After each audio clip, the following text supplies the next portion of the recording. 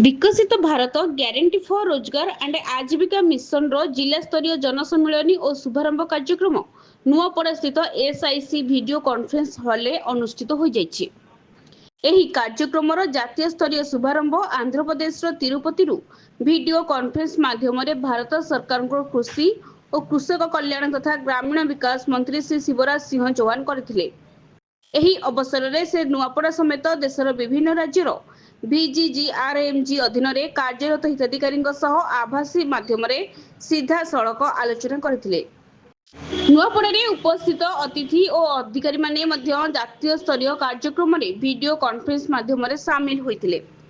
जिला स्तरीय कार्यक्रम में जिलापाल मधुसूदन दास सभापतित्व करथिले। मुख्य उन्नयन अधिकारी तथा जिला परिषदर निर्वाही अधिकारी लंबोदर धरुआ, अतिरिक्त निर्वाही अधिकारी क्षमानिधि भोई, नुआपड़ा पंचायत समिति अध्यक्ष तारेश्वरी साहू समेत बीडीओ एबीडीओ सरकारी निर्वाही जंत्री मनरेगा संयोजक अतिरिक्त कार्यक्रम अधिकारी सरपंच स्वयं सहायक गोष्ठी सदस्य पीईओ एडीईओ जीआरएस यांत्रिक कर्मचारी विभिन्न विभाग अधिकारी और जिला परिषद कर्मचारी माने उपस्थित थिले।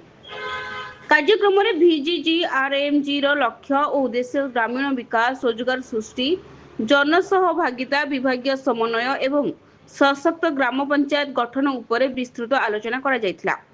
योजनार सफल रूपायन पर प्रशासन पंचायत प्रतिनिधि और समस्त संपृक्त विभाग समन्वित प्रयास आवश्यकता उपर वक्ता माने गुरुत्वारोप करथिले।